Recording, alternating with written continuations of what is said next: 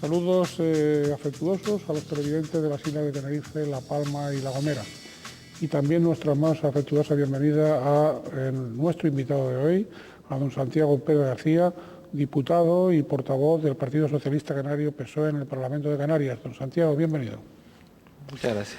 Bien, recordamos, ustedes saben, esas pinceladas, esos rasgos esenciales de la personalidad de Canal 8, un canal de propiedad 100% tinerfeña, canaria, pluralista en su línea editorial, es decir, que siendo una empresa privada, un canal privado, tratamos de cumplir con los servicios públicos que nos corresponden como medio de comunicación, no como medio de propaganda, ni como medio, sino como medio de propaganda, de información esencialmente medio, esencialmente informativo, esencialmente pluralista.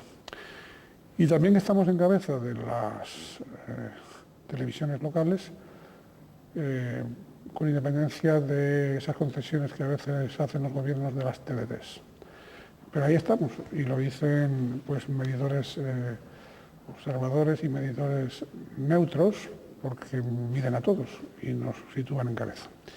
Gracias, siempre lo decimos, gracias a ustedes, gracias a la audiencia, gracias a esas personas que nos siguen, que confían en Canal 8, confían en nosotros, confían en este canal, y por eso no pasan, por eso se quedan, y estamos seguros de que se quedarán también ahora en esta entrevista que iniciamos a don Santiago. Don Santiago, entre otras cosas, aparte ya hemos dicho, lo hemos presentado como portavoz del Partido Socialista Canario PSOE, y ya hablaremos de esa portavocía más adelante, pero para empezar por Europa, tenemos que decir que él es, que me corrija si me equivoco, es miembro también de la Comisión de Asuntos Europeos y de Acción Exterior del Parlamento de Canarias.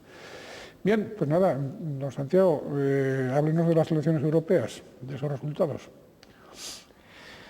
Bueno, son unos resultados que para analizarlos uno no puede perder nunca de vista que son resultados de un proceso electoral con un altísimo índice de abstención. Y eso ya introduce un elemento de relativización de los resultados. ¿Por qué tan alta abstención? Es el fruto de muchos factores, pero hay uno que yo subrayaría, ¿no? Y es el siguiente: creo que a los ciudadanos, aunque en las instituciones europeas se tomen decisiones muy importantes para la vida de los ciudadanos, para sus derechos, siguen sintiendo las instituciones europeas como algo lejano y además como algo un tanto enigmático, ¿no? Un tanto misterioso. Cuando hay elecciones presidenciales en los Estados Unidos, todo el mundo sabe que el presidente forma el gobierno y dirige el país. Y cuando en un sistema parlamentario como el nuestro hay elecciones generales, todo el mundo sabe que el que gane las elecciones parlamentarias estará en condiciones de formar gobierno. Pero sigue siendo muy enigmático el sistema institucional de la Unión Europea, porque en los últimos años no ha dado los pasos necesarios para que sea un sistema que se sustente en la voluntad de los ciudadanos más que en el criterio de los gobiernos. La Unión Europea sigue siendo todavía una organización de estados. Y esto marca mucho la percepción que tienen los ciudadanos de la Unión Europea, ¿no?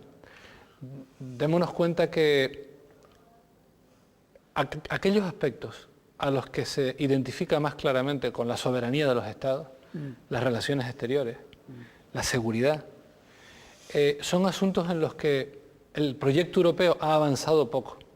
Y es una de las razones fundamentales que hacen que la Unión Europea no esté proyectando en el mundo, en el tablero internacional, la influencia que corresponde y que es exigible a un territorio, a una comunidad tan importante en lo económico, en lo cultural, como la de los países que integran la Unión Europea, ¿no?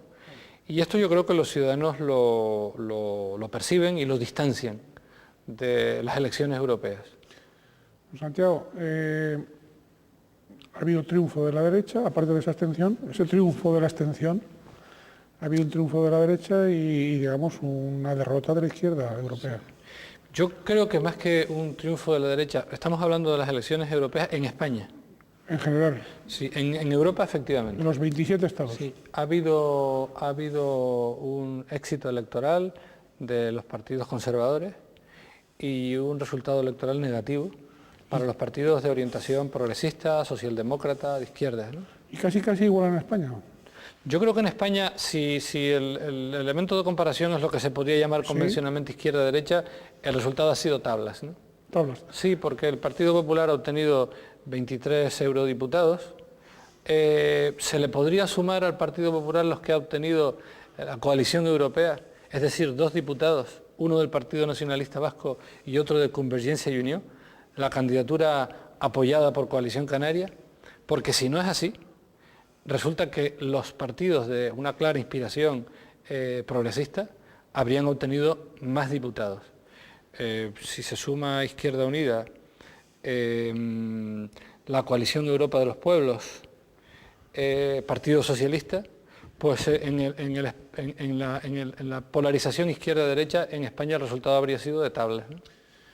La campaña fue errónea, pregunto, es decir, hubo confrontación, una campaña de confrontación entre el Partido Popular y el Partido Socialista, más que explicación de esas instituciones que usted comentaba. Creo que no, yo creo que el Partido Socialista hizo un gran esfuerzo, probablemente sin éxito, sin el éxito que deseábamos, un esfuerzo por hablar de Europa y explicar Europa ante los ciudadanos y explicar los retos que tiene ante sí el proyecto europeo para consolidarse, porque en la política como en la vida no hay puntos muertos, o se avanza o se retrocede, y en una situación internacional como la que vivimos, exigir que Europa progrese para que pueda influir, pero además para que pueda influir en la arena internacional no de cualquier manera, sino a favor de los valores que dan razón de ser al proyecto europeo, valores basados en la defensa de las libertades y de los derechos humanos, en la defensa de la legalidad internacional, la solución pacífica y multilateral de los conflictos, la lucha contra la pobreza y también, digamos, el objetivo de acompasar el desarrollo económico y la protección del medio ambiente. Yo creo que son objetivos muy prioritarios sobre los que Europa debe ejercer una gran influencia en el mundo, ¿no? Pero para eso el proyecto europeo tiene que avanzar y lleva varios años en una situación de estancamiento, ¿no? En cambio, el Partido Popular se ha dedicado exclusivamente a intentar aprovechar estas elecciones para desgastar al gobierno de España y desgastarlo a partir de la utilización política de las secuelas más lacerantes de una crisis económica, sobre todo en términos de desempleo, cuyo epicentro no está en nuestro país, ni siquiera en territorio y en la economía europea. Es una crisis económica que tiene mucho que ver con la gestión de unas políticas que fueron patrocinadas por los gobiernos conservadores, muy señaladamente por la administración republicana del presidente Bush en los Estados Unidos, de las que en Europa uno de sus principales baluartes era precisamente el Partido Popular. El Partido Popular no ha tenido el menor empacho en tratar de utilizar los efectos de la crisis para agredir al gobierno y las elecciones europeas como un pretexto para desgastar al gobierno. Quien pasó a las elecciones hablando de política interna y hablando de corrupción para intentar zafarse de las numerosas investigaciones judiciales que conciernen a sus cargos públicos y a sus directivos, ha sido el Partido Popular. No ha sido José Luis Rodríguez Zapatero el que en medio de la campaña se refirió a los jueces como los inquisidores del siglo XXI. Simplemente Mariano Rajoy, haciéndose portavoz de un asunto muy grave. Y es que el Partido Popular, en la peor de las peores tradiciones de la derecha española, no acepta los mecanismos del Estado de Derecho cuando no le convienen, ¿no? Las elecciones son buenas si ganan, si pierden es que hubo trampa, si los tribunales encausan e investigan cargos públicos socialistas, los jueces son héroes. Recuerden cómo subieron a los pedestales al magistrado señor Garzón, pero si los jueces tienen el atrevimiento de investigar casos de corrupción que conciernen al Partido Popular, entonces son los inquisidores del siglo XXI. Así no es fácil mantener una convivencia basada en los principios del Estado de Derecho en nuestro país, no es fácil, ¿eh? Seguimos las elecciones europeas. ¿Hubo traspiés electoral por parte de don Juan Fernando López Aguilar o no? Yo creo que no, que en fin, todos los observadores destacan el importante papel que realizó Juan Fernando López Aguilar en la campaña electoral que le ha dado una proyección política notablemente, digamos, más amplia que la que hasta ahora tenía, ¿no? Yo creo que, vistas estas cosas como hay que observarlas, que es en perspectiva, estas elecciones europeas han significado una consolidación muy importante de Juan Fernando López Aguilar como una personalidad política muy relevante, ya no solo en la vida de Canarias, sino en la política española, globalmente hablando, ¿no? Bien, seguimos con Europa, con la Unión Europea, esa reelección del conservador portugués Barroso como presidente de la Comisión Europea, y con esos principios que de alguna manera él ha planteado como programa, entre comillas, de gobierno, en la medida que los 27 gobiernos le permitan, vamos a decirlo así. Y en concreto, fortaleza, ambición, sociedad del conocimiento, cohesión económico-social, como puntos básicos. Una sola voz en la escena mundial, ¿no? Antes, cuando usted hablaba de política exterior, evidentemente política exterior no, defensa no, incluso algunos aspectos agrícolas tampoco, depende. Evidentemente ahí todavía falta mucha cohesión dentro de la Unión Europea.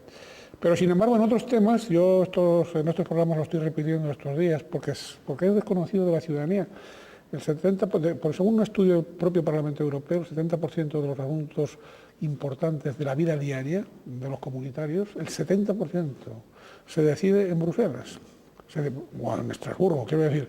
Lo decide el Parlamento Europeo, lo decide la Comisión, y después, evidentemente, repercute en los gobiernos y repercute en las comunidades autónomas. Bien, fortaleza, ambición, sociedad del conocimiento, cohesión económico-social. Esos mismos principios tendrían que tener una continuidad tanto en el conjunto español como en la Comunidad Canaria. Sí, efectivamente. En cualquier caso, para que una personalidad como Durão Barroso concite tantos apoyos para su continuidad al frente de la Comisión Europea, pues ha de presentar un programa que concite amplios consensos, ¿no? Y ese programa al final va a tener que estar muy relacionado con el acervo que identifica a la Unión Europea como proyecto. El problema es de herramientas. La Unión Europea tiene ante sí un futuro que es el de consolidarse con una realidad muy similar a la del Estado federal. Esto no es fácil porque en Europa tienen carta de naturaleza algunos de los estados más antiguos que existen en la actualidad y que se asentaron a partir de consolidar un sentimiento de identidad nacional muy fuerte en sus respectivos países. Las personas que hemos visto, por ejemplo, cómo surgió el federalismo norteamericano, que partía de vencer la resistencia de estados muy recientes, por aquel entonces, casi recién constituidos, porque la independencia norteamericana era un fenómeno reciente, ¿no? De estados que además tenían una base multieuropea, porque los emigrantes de un país que iban y se asentaban en Norteamérica no iban todos al mismo sitio y los de otros a otros, ¿no? Pues a pesar de eso, consolidar aquel modelo federal exigió relativamente poco tiempo después una sangrienta guerra civil. Esto lo pongo simplemente como ejemplo de que vencer esa resistencia y dar los pasos que necesita el proyecto europeo para consolidarse institucionalmente y para que los pueblos de Europa y sus ciudadanos tengan instituciones que proyecten en el mundo una influencia basada en los principios y en los valores que identifican a la sociedad europea, pues eso va a costar, pero es imprescindible. No puede ser que cuando llega el momento de afrontar una situación de conflicto o prevenir un conflicto internacional, la Unión Europea quede bloqueada internamente, sin capacidad para expresar una sola voz, una sola estrategia, una sola propuesta, ¿no? Que es lo que viene pasando lamentablemente en los últimos años, ¿no? Seguimos con la Unión Europea, seguimos con Europa, vamos con el plátano y Europa, en lo que concierne a temas canarios específicos. El gobierno canario ha manifestado una posición ante la ronda de Doha, ante la propia Unión Europea y ante los competidores, digámoslo de alguna manera, hispanoamericanos, ¿no? ¿Cómo ve usted el conflicto del plátano? ¿O, no, o las expectativas del plátano dentro de la Unión Europea? Yo creo que a pesar de que las negociaciones internacionales que se han desarrollado en los últimos años han estado relativamente bloqueadas, no cabe la menor duda que la tendencia de los tiempos es una tendencia a liberalizar las relaciones comerciales en el plano internacional y además a ir abriendo una vía para consolidar un sistema justo de intercambio. La mejor forma de prevenir la guerra, corregir la pobreza, tiene mucho que ver con el establecer fórmulas de intercambio justo y en cualquier caso abrir las relaciones comerciales. Y esto pues significa desarmar políticas proteccionistas como son las que han inspirado toda la política agraria común de la Unión Europea y dentro de ella pues la política de protección de las producciones plataneras. Durante los últimos años los agricultores canarios disfrutaron de un importante nivel de rentas garantizadas por justamente la Organización Común del Mercado del Plátano, que fue una organización que se constituyó ya con el viento en contra y como fruto de una gestión muy comprometida con los intereses canarios de uno de los últimos gobiernos de Felipe González, al que por cierto nunca he visto a los productores del archipiélago reconocer, así, francamente, no con la boca chica, lo que significó la creación de la Organización de Común de Mercado cuando todos los vientos apuntaban en sentido contrario. La política agraria común europea tiene que tener una nueva dimensión, unos nuevos objetivos que tienen bastante que ver con las producciones ecológicas, con la agricultura como un factor de conservación del medio ambiente y que contribuya a un modelo de desarrollo sostenible. Y habrá que buscar fórmulas de apoyo a los intereses de nuestro sector platanero, pero sabiendo en qué escenario nos movemos, ¿no? ¿En qué escenario nos movemos? Escenario de la Unión Europea, Canarias, escenario de la Unión Europea, evolución de los fondos europeos para la formación y el empleo. Evolución de los fondos europeos, ¿no? Desde el punto de vista de Canarias, en Canarias donde no siempre se ha agotado, que sepamos, los presupuestos para formación profesional, etcétera, etcétera, etcétera, y donde ha habido sus más y sus menos. Ahora parece que está callada la cosa, pero o hubo sus más y sus menos en el cumplimiento, en el incumplimiento de determinados fondos precisamente para la formación y el empleo. Mire, la verdad es que si hubiera sabido que me iba a someter a un examen de asignatura europea, hubiera venido mejor preparado, se lo aseguro. No. Pero le quiero decir lo siguiente. Los canarios hemos disfrutado durante un buen número de años ya de unos flujos financieros muy potentes a cargo del presupuesto europeo, ¿no? Tenemos que ser conscientes de que la Unión Europea se ha ampliado, de que nuestro nivel de renta, afortunadamente, pues en comparación con el nivel de renta de muchos de los nuevos países europeos es superior, de que estamos en situación de dificultades económicas que se traducen en todos los presupuestos públicos, también en los de la Unión Europea, y que tenemos una vía abierta, prometedora, que es la vía de las políticas que la Unión Europea está diseñando para los territorios ultraperiféricos. Ahora, yo creo que los canarios tenemos que acostumbrarnos a rendir cuentas de el gasto y de los objetivos que alcanzamos y que financiamos con soporte presupuestario europeo.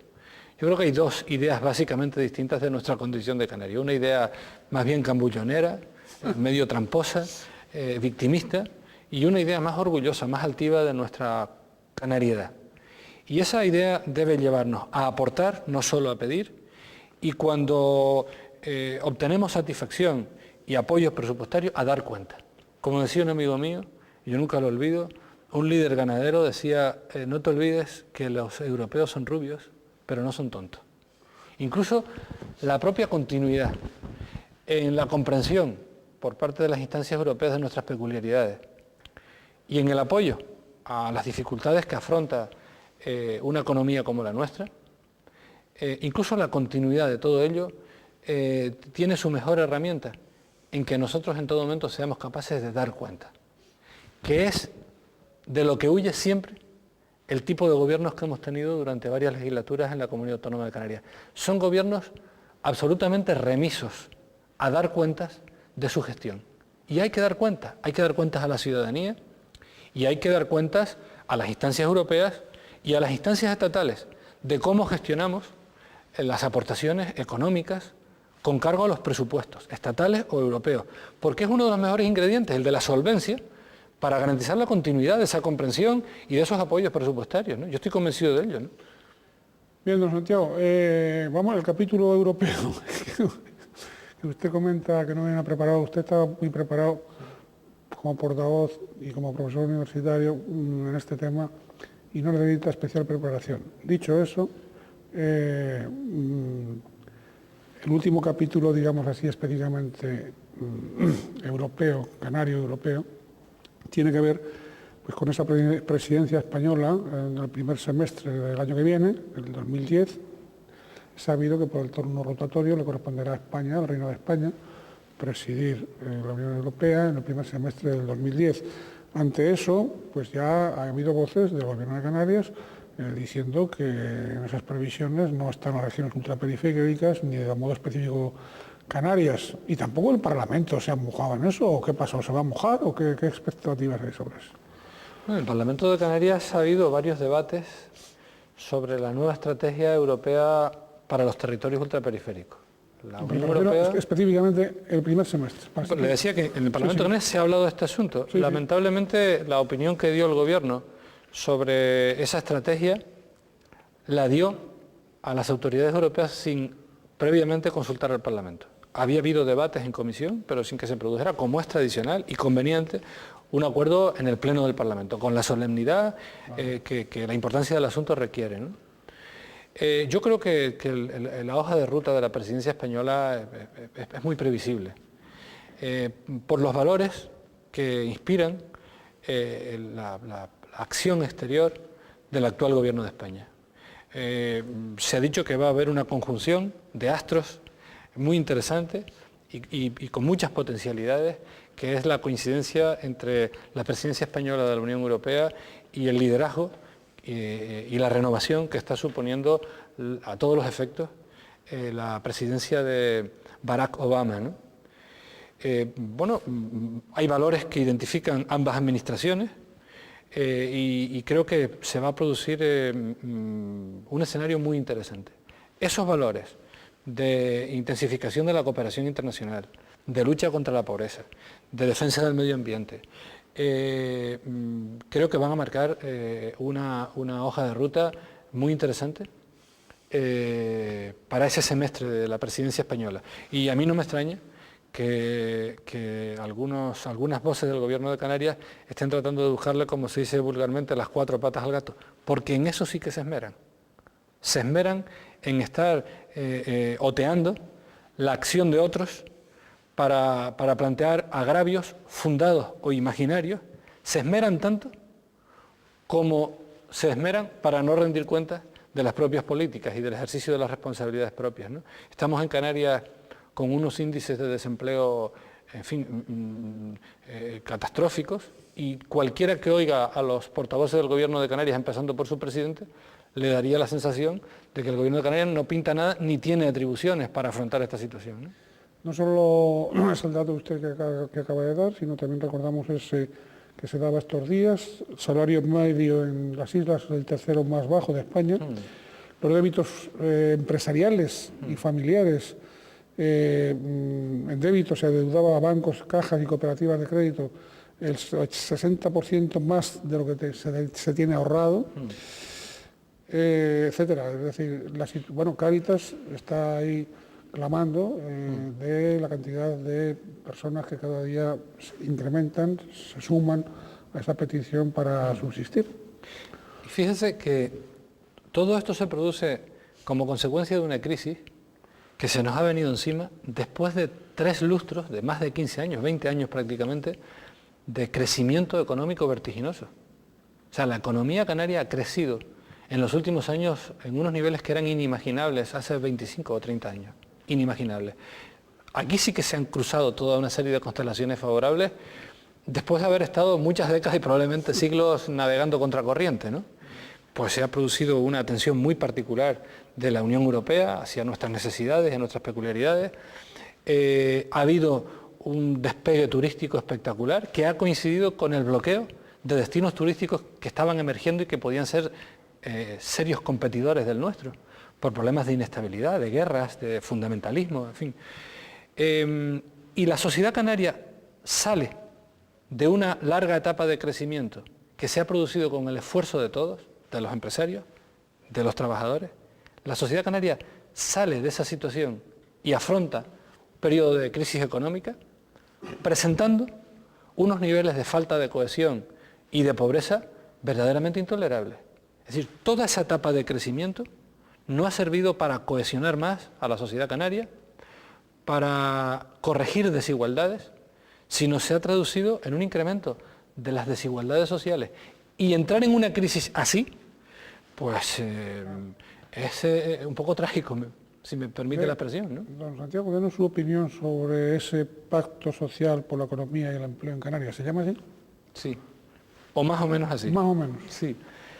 Mire, todo esfuerzo de diálogo que culmine en acuerdos tiene una dimensión positiva. Ahora, mucho más positiva sería si detrás del acuerdo hubiera herramientas de acción y cobertura y compromiso financiero suficiente. Y esto, en buena parte, es lo que le falta a ese pacto. Si no hay euros, no hay nada. Efectivamente. Y en este pacto, que no tiene una ficha financiera, al final hay una serie de compromisos genéricos de que el Gobierno de Canarias introducirá las modificaciones presupuestarias necesarias para que los compromisos que se adquieren por parte del Gobierno de Canarias puedan ser atendidos.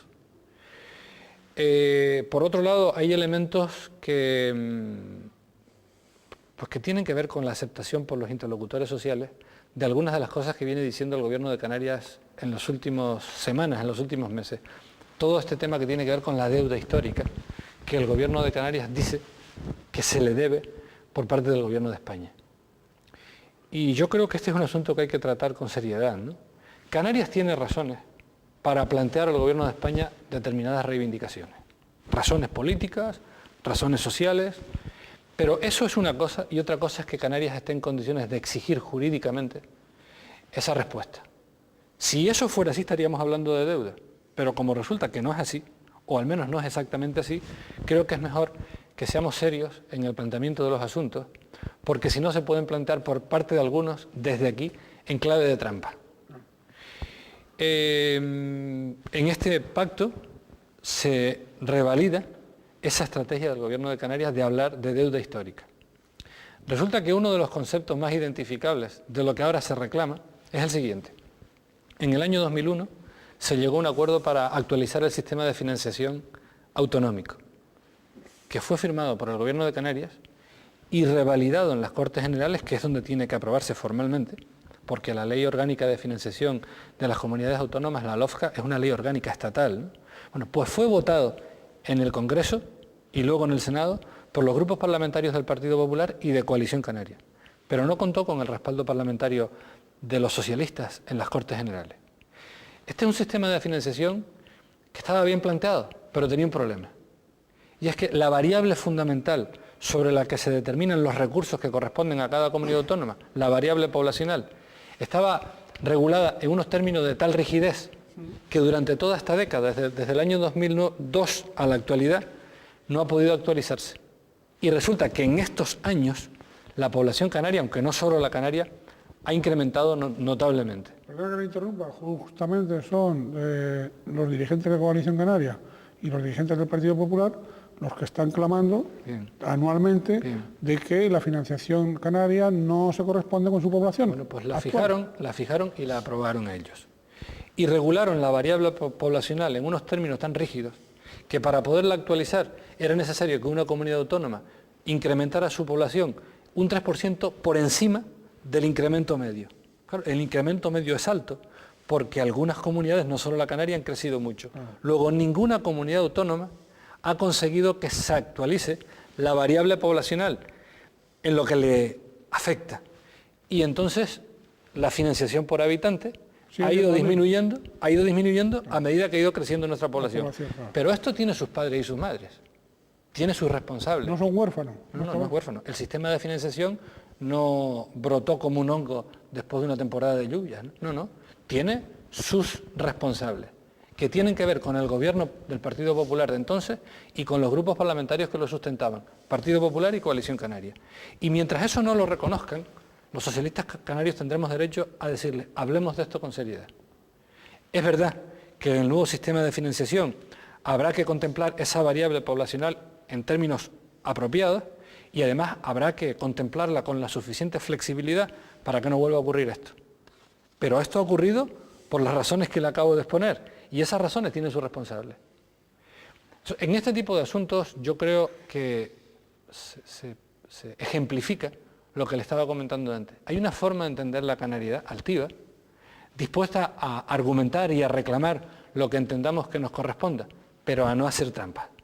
Yo no me identifico con una idea de la canariedad tramposa ni cambullonera, me identifico y nos identificamos los socialistas canarios con una idea más altiva, corresponsable, dispuesta a plantear aquellas peculiaridades y aquellos problemas que exigen respuestas específicas, pero en condiciones de dar cuenta, de asumir responsabilidades y de aportar, no solo de pedir. Son dos maneras distintas de entender la canariedad.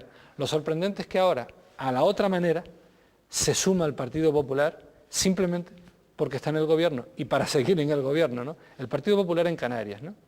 Que repite en la política española cada vez que le conviene esta idea de España se rompe, pero aquí se aferran al poder para compartir actitudes demagógicas. Y son demagógicas en la medida en que no empiecen a hablar de esto reconociendo las responsabilidades que les incumben, ¿no? Santiago, ¿cómo se ha tomado usted la designación para la portavocía del Grupo Socialista? Bueno, con mucha ilusión, ¿sabes? Ilusión, me imagino, que en el caso suyo, además con su experiencia parlamentaria, con su experiencia en el Cabildo, con su experiencia en las corporaciones locales, bueno, pues le llega, digamos, ¿usted se lo esperaba? Mire, ya yo tengo una edad y una experiencia política en la que lo mejor es no estar esperando cosas. No. Lo mejor es hacer lo que uno tiene entre manos, la responsabilidad que uno tiene entre manos, lo mejor que uno puede, con la mejor orientación, es decir, tener la brújula que le marca a uno el rumbo y con esa brújula hacer cada día lo que uno tiene que hacer e intentar hacerlo bien. No le digo conseguirlo, simplemente intentarlo. Porque a lo largo de la vida uno ha comprobado que hay ilusiones y expectativas que tenía muy a mano y que se le diluyeron entre los dedos, y otras que no esperaba y que le vinieron. Y se trata de ser consciente de ello y de hacerlo lo mejor posible. A mí la vida parlamentaria me gusta, probablemente sin saberlo a lo largo de mi vida me he preparado sobre todo para la función parlamentaria. Y la verdad es que asumir esta responsabilidad a estas alturas y para representar al principal partido de la Cámara, no se olvide que los socialistas canarios somos primera fuerza política del Parlamento de Canarias y, como diría el otro, con diferencia, pues es un honor y una responsabilidad que a mí me motiva. Don Santiago además tiene experiencia parlamentaria en las Cortes Generales, no es que haya querido omitir antes ese capítulo ni mucho menos, porque quería hacer, como dicen los juristas, pieza separada. Pieza separada sí, porque fue o ha sido uno de los miembros que en un momento determinado, me parece que fue en el Senado, pues renunció a determinados sueldos y a determinadas cosas. Fue así, ¿no? Entonces, o usted ha ido acumulando sueldos y cargos. Está bien eso. No, mire, yo lo que lo digo como algo más que anécdota, porque, sobre todo para aquellas personas que piensan que todo el mundo que está en la política está obcecado con el tema de hacerse rico, ¿no? No, mire, yo lo que sí hice, no creo que tenga ningún mérito, pero fue una decisión que tomé, de la que no me arrepiento. Tal vez con la experiencia que tengo ahora la habría pensado más, pero no me arrepiento de haberla tomado. ¿Fue una ingenuidad o qué? No, yo desempeñaba unas responsabilidades en el Senado que eran francamente interesantes y con mucha proyección. Era secretario general del Grupo Parlamentario Socialista del Senado y por lo tanto responsable de su política legislativa. Era además el portavoz en la comisión con mucho más importante del Senado, que es la Comisión General de Comunidades Autónomas. Entonces, para una persona con mis inquietudes y con la formación que yo haya ido adquiriendo, eran unas responsabilidades de una gran proyección. Todo el mundo sabe que la Comisión General de las Comunidades Autónomas es como un Senado dentro del otro, ¿no? Pues el portavoz del Grupo Socialista era yo. Y yo renuncié a esas responsabilidades para venir a participar en una campaña electoral que sabía de antemano perdida en las elecciones al Ayuntamiento de Laguna en el año 95. 2 meses antes de las elecciones me pidieron que asumiera la candidatura poniendo las encuestas sobre la mesa y las encuestas nos daban entre 5 y 7 concejales. Yo la acepté porque a mí me motivaba mucho dedicar una parte de mi trayectoria política, o que no sabía cuándo iba a terminar, a la ciudad y al municipio de La Laguna. Y porque tenía algunas ideas que traté de desarrollar desde la oposición muy intensamente en aquellos 4 años para ofrecerle a La Laguna otro tipo de gobierno municipal y otro tipo de alcaldía. Y efectivamente los laguneros me distinguieron, recompensaron ese trabajo y el de mis compañeros, convirtiéndonos en el principal partido del municipio, con diferencia, en las elecciones del año 99, y a mí en el candidato más votado de la alcaldía. Luego no pude ser alcalde porque pactaron, como es habitual en Canarias, Coalición Canaria y Partido Popular, en una situación que, salvadas las distancias, es bastante parecida a la que ahora vivimos en el Parlamento de Canarias, ¿no? Ahí va yo a parar. Pero mereció la pena, mereció la pena. Al Parlamento de Canarias, al clima del Parlamento de Canarias. Quería preguntarle si el clima es más sosegado que la legislatura anterior, o persiste, digo íntimamente, o persisten los cuerpos a cuerpos, las visceralidades y las mutuas descalificaciones. Yo creo que... ¿O está más serenada la cosa? No, yo creo que en el Parlamento de Canarias hay en ocasiones una situación de tensión. Por ejemplo, nosotros no podemos aceptar, ni nadie puede pedir que aceptemos, que el vicepresidente del Gobierno de Canarias sea una persona en la que concurren muy serias responsabilidades políticas y que el presidente del Gobierno de Canarias no sea capaz de destituirle porque no puede. Yo a veces... Pero no porque tenga responsabilidades políticas, sino tendrá otro tipo de responsabilidades. El señor Soria. Sí. El señor Soria es una persona que acumula muy importantes responsabilidades políticas que no quiere asumir. Él ha sido, que no quiere asumir. Sí, que no quiere asumir. El señor Soria ha sido el dirigente incontestado e incontestable del Partido Popular durante muchos años, especialmente en la isla de Gran Canaria. Y en la isla de Gran Canaria el Partido Popular está, y muchos de sus cargos públicos, envueltos en una serie de casos de corrupción muy serias. Y nadie se puede creer que en un partido dirigido como lo ha dirigido Soria durante más de una década, Soria no supiera lo que se estaba cocinando en algunas instituciones gobernadas por el Partido Popular. Hay 3 asuntos, el caso llamado Faicán, relacionado con el Ayuntamiento de Telde, el caso Góndola, relacionado con el Ayuntamiento de Mogán, o el caso eólico, que están ya en disposición de ser vistos en el trámite de juicio oral, en los que figuran ya acusados formalmente un número muy importante de cargos públicos del Partido Popular. Y yo simplemente le hago la siguiente pregunta. ¿Qué estaría diciendo el Partido Popular si el Partido Socialista Canario estuviera envuelto en esa serie de procesos judiciales que ya no están en la primera fase de investigación? La investigación ha concluido y se ha abierto la fase de juicio oral y se han formulado acusaciones muy serias ya por la Fiscalía en firme.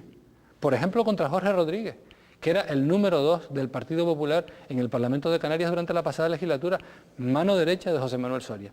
¿Alguien se cree que todo esto estuviera ocurriendo sin que José Manuel Soria lo supiera o lo tolerara y fuera cómplice de eso, en términos políticos? Porque si es así, título de responsabilidad política, o no pusiera coto a todos esos casos de corrupción, título de responsabilidad política. Nadie se lo cree. ¿Usted qué piensa que haría el Partido Popular, que es capaz de exigir amenazadoramente la dimisión de un ministro de Justicia, como ha ocurrido con el señor Bermejo, por asistir a una cena con un magistrado que estaba instruyendo un caso? La ofensiva que pusieron en marcha, o las ofensivas que han puesto en marcha cuando el Partido Socialista se ha visto envuelto en algunos casos de corrupción importantes. Pero es que no puede haber dos varas de medir. Oye, ustedes en Lanzarote también lo tienen crudo. Bueno, en Lanzarote... ¿Digo el Partido Socialista? Bueno, en Lanzarote lo que ha pasado hasta que todo esto acabe esclareciéndose es que hay una operación judicial, unas actuaciones judiciales muy potentes que tienen en su origen una denuncia del actual secretario general de los socialistas de Lanzarote, Carlos Espino. Y esto es algo que algunos medios de comunicación han tratado de ocultar. Carlos Espino, secretario general de los socialistas conejeros y uno de los principales responsables del actual gobierno del Cabildo, está en el origen de estas actuaciones, fue denunciante. Y a partir de ahí las cosas se clarifican mucho. Vamos a ver cómo se desenvuelven los acontecimientos, pero sí le puedo decir que los socialistas conejeros han reaccionado en tiempo real, rompiendo pactos con el Partido de Independientes de Lanzarote, una vez que se descubrió que seguía dirigiendo ese partido desde la prisión de Taiche el señor Dimas. El Partido Socialista, poniendo en riesgo los gobiernos de varias instituciones, ha tomado decisiones. Quienes no han tomado decisiones, por ejemplo, en el Ayuntamiento de Yaiza, son los responsables de Coalición Canaria y mantienen el pacto con el PIL en el Ayuntamiento de Yaiza. Yo creo que el Partido Socialista Canario en Lanzarote ha reaccionado en tiempo real, con contundencia y con arreglo a la gravedad de los hechos que se han ido conociendo a través de las informaciones periodísticas y judiciales, ¿no? Don Santiago, ¿y qué hay de esos rumores que vinculan al presidente del Cabildo Insular de La Gomera, don Casimiro Curbelo, dirigente del Partido Socialista Canario PSOE, con irregularidades, disfunciones y aplazamientos de causas? Ahí hay una denuncia anónima que se presentó en principio contra un consejero insular que desarrollaba responsabilidades por delegación del presidente en el área de desarrollo territorial, de ordenación territorial y de turismo. Fue una denuncia anónima, sustentada en un número muy importante de documentos, y posteriormente, según las informaciones que se disponen, se produjo una ampliación de esa denuncia por parte de la Fiscalía, dirigiéndose ya contra el presidente del Cabildo Insular de La Gomera. Yo de estos últimos acontecimientos no tengo una información muy detallada y creo que el presidente del Cabildo Insular de La Gomera debe estar en condiciones de explicar el alcance y explicar su situación. No le puedo decir más. Vamos con el Parlamento de Canarias. Falta consenso para renovar esas instituciones parlamentarias. Diputado del Común, la Audiencia de Cuentas. Por cierto, el otro día usted arremetía contra el presidente de la Audiencia de Cuentas, ¿no? Sí, pero en fin, como usted comprenderá, yo hay decisiones que tengo que tomar y las tomo, que no resultan de mi agrado, pero considero mi deber hacerlo. La semana pasada, para mi perplejidad y para la de muchas personas que leyeron la noticia, un rotativo Canarias 7 reproducía unas declaraciones del presidente de la Audiencia de Cuentas. El señor Medina Haber, hablaba como dirigente de Coalición Canaria en Gran Canaria. Y, en fin, recomendando a su partido qué es lo que debe hacer o no debe hacer para mejorar sus pésimos resultados electorales en esa isla en todas las últimas convocatorias electorales, sucesivas convocatorias electorales. Pero esto es un incumplimiento flagrante de las incompatibilidades que él debe observar, porque la ley que regula la Audiencia de Cuentas, en el artículo 25, impone a los miembros de la Audiencia de Cuentas, no digamos ya a su presidente, un régimen de incompatibilidades similar al de los altos cargos del gobierno, pero además prohíbe taxativamente desempeñar funciones directivas o de asesoramiento de partidos políticos, sindicatos, colegios profesionales, entidades empresariales. En fin, ¿alguien cree que el presidente de la Audiencia de Cuentas, que se expresa públicamente como dirigente de Coalición Canaria, va a mantener la independencia imprescindible cuando tenga que controlar las cuentas que va? Las cuentas de instituciones que puedan estar gobernadas por Coalición Canaria? Le hace un flaquísimo favor a la imagen de la Audiencia de Cuentas. Dese cuenta que la Audiencia de Cuentas, salvada a las distancias, desempeña funciones similares al Tribunal de Cuentas, lo que no desempeña función jurisdiccional. Pero los magistrados del Tribunal de Cuentas están sometidos a un régimen de incompatibilidad muy severo para garantizar su independencia. Lo mismo, a esos efectos, los miembros de la Audiencia de Cuentas. Esto es una cosa verdaderamente, en fin, yo cuando lo leí, primero me restregué los ojos a ver si yo estaba leyendo lo que estaba leyendo. Es una cosa inaudita, que dice mucho y mal de la forma que tienen algunos de entender el sistema institucional del archipiélago. Y confunden el sistema institucional con el poder de un determinado partido. Sí, precisamente por eso, después de las elecciones que convirtieron al Partido Socialista en la primera fuerza parlamentaria, tantas resistencias ha habido para renovar la composición de órganos que son fundamentales en el buen funcionamiento de nuestra autonomía. Audiencia de cuentas, Consejo Consultivo, Diputado del Común y Consejo de Radio y Televisión. Todos estos órganos, que son órganos de asesoramiento o de control del Poder Ejecutivo y de la Administración, todos estos órganos solo tienen una legitimidad, solo una, la que proviene del Parlamento de Canarias. Y esta, la que viene de la decisión de los ciudadanos. Es el Parlamento de Canarias quien inyecta, quien transmite legitimidad a esos órganos para que puedan desarrollar las importantes funciones institucionales que tienen encomendadas. Claro, pero el Parlamento de Canarias se renueva por voluntad de los ciudadanos cada 4 años. ¿Y qué está ocurriendo? Que estos órganos tienen una composición que refleja el resultado electoral de 2003, que fue un resultado electoral en el que el Partido Socialista era la tercera fuerza política del Parlamento.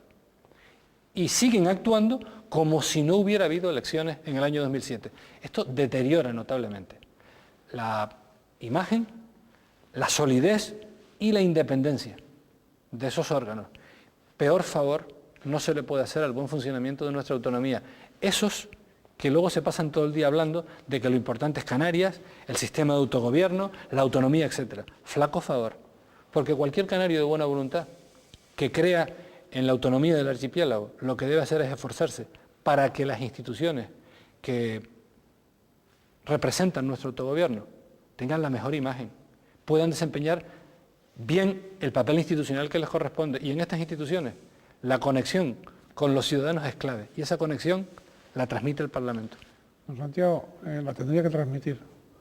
¿La tendría que transmitir? La tendría que transmitir. Correcto. Probablemente. Correcto. Esos aplazamientos, esas demoras, también con el sistema electoral. También con el sistema electoral. También con el sistema electoral, porque Canarias tiene un sistema electoral que está trucado, pero está en el Estatuto de Autonomía. En el Estatuto de Autonomía ha estado siempre. Estuvo en 1982 cuando se aprobó el Estatuto y está, y además mejorado a peor, como diría el mago, a peor la mejoría, en la reforma que se aprobó por las Cortes Generales de nuestro Estatuto de Autonomía en el año 1996. Este es un sistema electoral de diseño, pensado para que el pueblo canario no se pueda expresar y configurar la composición del Parlamento, decidir la composición del Parlamento, con arreglo a un criterio de proporcionalidad, que es el que establece la Constitución Española y el Estatuto de Autonomía. Esto de que para que un partido pueda obtener representación parlamentaria en una isla, tenga que obtener el 30% de los votos válidos, es una salvajada. Esto es una salvajada. Y está así en el Estatuto de Autonomía y en nuestro sistema electoral, para que el sistema electoral fuera una herramienta para consolidar a Coalición Canaria como proyecto político y su influencia en la política canaria. Para eso no están los sistemas electorales. Para eso se hizo, pero para eso no está un sistema electoral. El pueblo canario no necesita una muleta, ni un tutor, ni un padrino, ni una sillita de ruedas para expresarse. Y de lo que se trata es de que el Parlamento de Canarias tenga una composición que refleje con la mayor fidelidad el pluralismo político y territorial tan característico de un archipiélago como el nuestro. Y para eso hay que cambiar el sistema electoral. Lo estamos proponiendo a los socialistas y le digo, no les hacen caso. Bien, pues no va a haber reforma del Estatuto de Autonomía con nuestro apoyo si no se cambia el sistema electoral.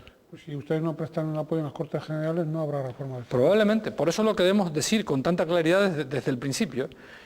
A Canarias le puede venir bien mejorar sus competencias, desde luego, pero lo prioritario es mejorar la calidad de nuestro autogobierno, su calidad democrática, y eso requiere medidas inaplazables de reforma del sistema electoral. El sistema electoral en cualquier sociedad democrática no puede ser una herramienta a favor de tal o cual proyecto partidista. Tiene que ser, como suelen exigir algunos con el sistema económico, el sistema electoral tiene que ser algo neutral, que garantice el libre juego, la libre competencia política. Usted el otro día, o días pasados, mejor dicho, sí, hablaba de regular las reprobaciones, de cambiar el reglamento, digamos, de la Cámara Legislativa para regular la figura de las reprobaciones.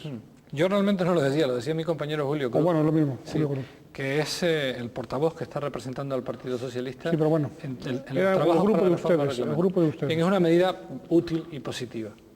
En nuestro parlamentarismo solo hay jurídicamente una forma o mejor, dos formas de hacer caer al gobierno y por lo tanto de retirarle la confianza parlamentaria. La moción de censura y la cuestión de confianza. Una de origen parlamentario, otra de origen gubernamental.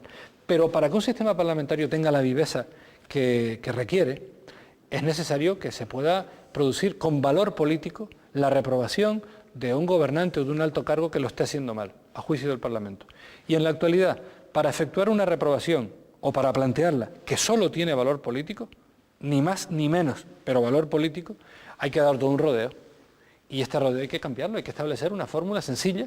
Cuando un grupo parlamentario quiera reprobar a un gobernante o a un alto cargo de la administración, tiene que tener un mecanismo sencillo para hacerlo, porque todo lo demás son rodeos, que es lo que hay que hacer ahora para plantear la reprobación como la que nosotros planteamos y creemos que es muy merecida del vicepresidente de gobierno, señor Soria, ¿no?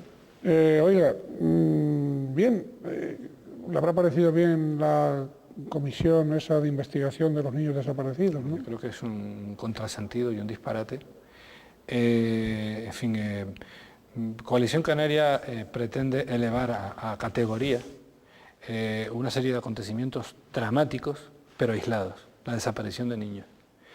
Y yo no sé para qué quiere hacer ese asunto, pero supongo, porque al final uno tiene que imaginarse las cosas, al final el comportamiento humano es finalista, las cosas no ocurren porque sí, ocurren para algo, ¿no?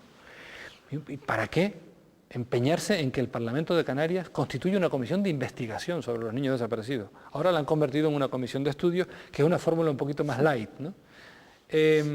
Pues yo creo que para crear una sensación de alarma, que justifique uno de los proyectos más caprichosos que tiene Coalición Canaria aquí, que es la Policía Autonómica. No se me ocurre otra razón, porque además esta iniciativa, aparte de que será muy difícil que sirva para algo útil,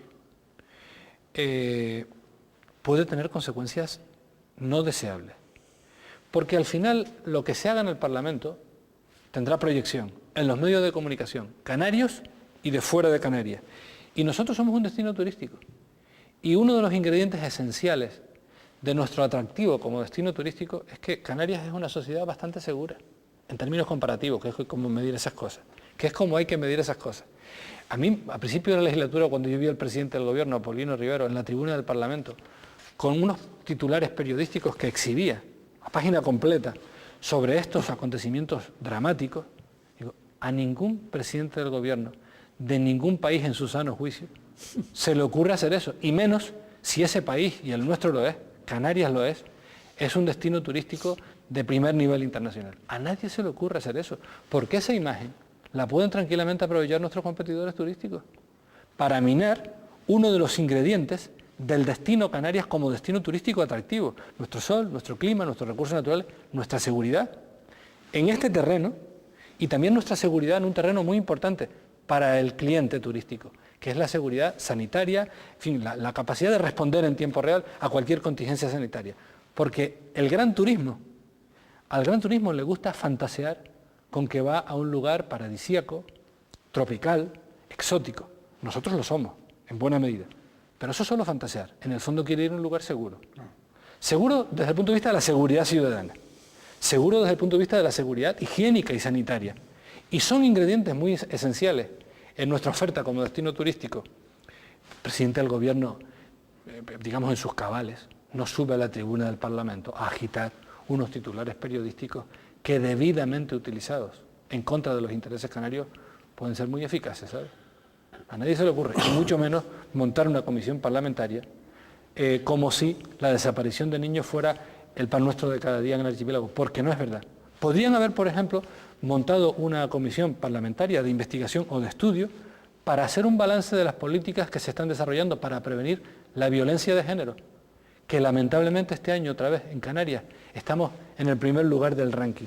Dice Juan Fernando López Aguilar muchas veces, y tiene razón, que Canarias está en el primer rango de todas aquellas estadísticas que no nos convienen y en los últimos de las estadísticas en las que debiéramos estar los primeros. Tiene razón.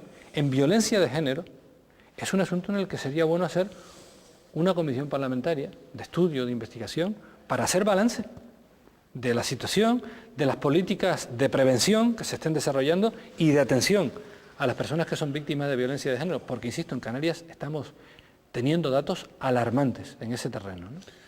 Don Santiago, se nos va el tiempo, se nos ha ido el tiempo. Es que como el examen que usted me hizo de Europa al principio... ¿Cómo, perdón? Sí, pero es que hacía falta. Pero usted sabe que yo no soy especialista en eso y No, me las deseo para responder. Pero óigame usted, no haga una autocrítica antes de tiempo.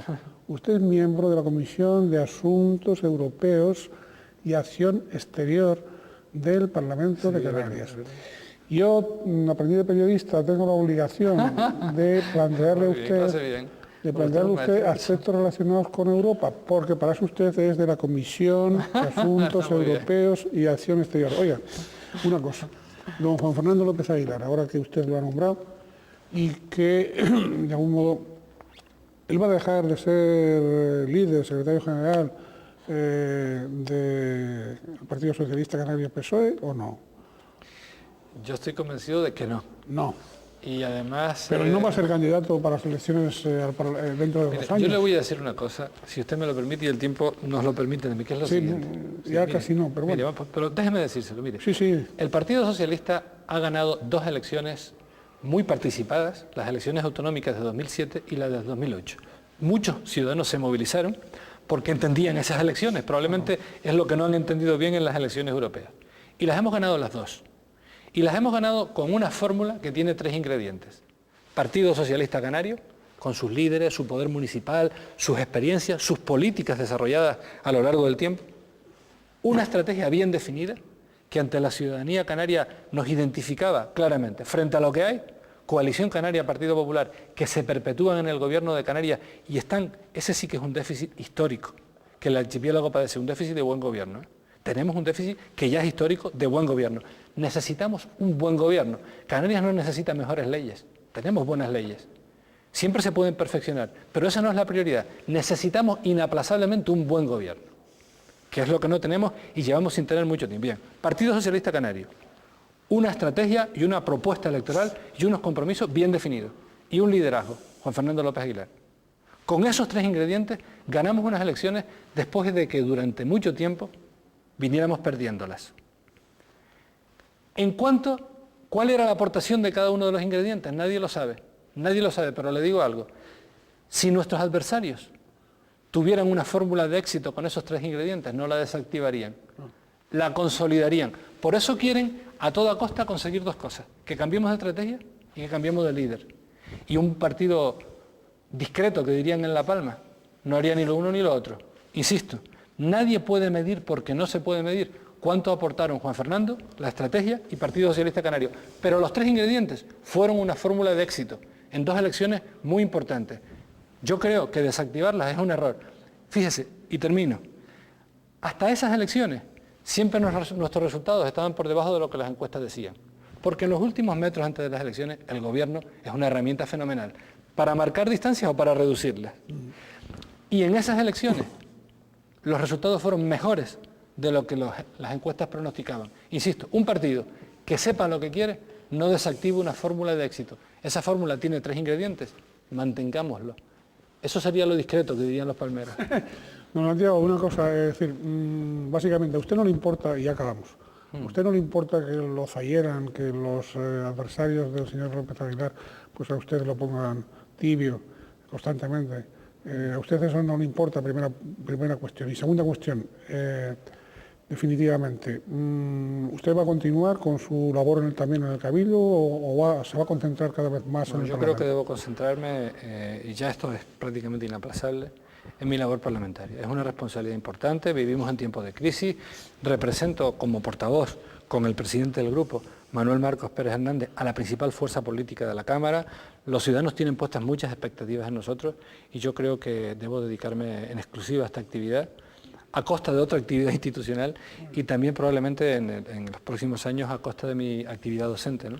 Creo que las circunstancias ¿No le lo importa exigen. ser herido o insultado? Mire, me importa, porque yo no soy de goma, me duele. Sobre todo cuando soy objeto de algunas agresiones injustas. Pero mi compromiso político y las circunstancias en las que se ha desenvuelto mi trayectoria política me han hecho muy duro. Yo soy bastante frágil en algunos planos, pero me he endurecido mucho en otros. Y ese tipo de ataques no me hacen desdecirme ni de mis valores ni de mis compromisos, me reafirman en ellos. Me preocuparían más determinadas lisonjas, ¿sabes? Determinadas adulaciones. Sí, me preocuparían más. Me duelen, pero no me arredran. Muy bien, pues muchas gracias. ¿Usted quiere agregar algo? No, si usted, después del examen sobre Europa y todas estas cosas, me he quedado un poco extenuado, ¿sabes? Pero, en fin, espero que haya tenido algún interés. Bueno, que pues tenga algún interés, ¿no? eso esperamos también nosotros, que a toda la audiencia pues le ha interesado esta entrevista, que evidentemente hemos buscado que no sea la clásica, las clásicas preguntas de siempre, sino, bueno, pues sí las preguntas que interesan a la ciudadanía, que habitualmente, bueno, pues por aquello de los dimes, los diretes y las confrontaciones y tal, pues los medios caemos en los mismos errores que los políticos y los políticos que los medios. Y bueno, pues yo creo que lo hemos conseguido. Usted fundamentalmente. Si no he aportado mucho, al menos me gustaría que resultara entretenida. Yo creo que sí. Y sí ha aportado, bueno, ha dado usted opiniones muy válidas. Evidentemente dentro de sus convicciones, de su militancia, como es lógico. Y evidentemente usted no es nada sospechoso, digamos, de proximidades o acercamientos espurios ni al Partido Popular ni a Coalición Canaria, de momento. Así que se lo felicito por eso, digo, porque cada uno sea como cree que debe ser, ¿no? O sea, usted en su caso, socialista. Bueno, pues sigue usted con esa coherencia. Muchas gracias. Y sigue usted al servicio de la ciudadanía del Parlamento de Canarias. Y mucha suerte. Y nada más, desearle, como a todos ustedes, que sean felices, siempre en la medida de lo posible, ¿eh?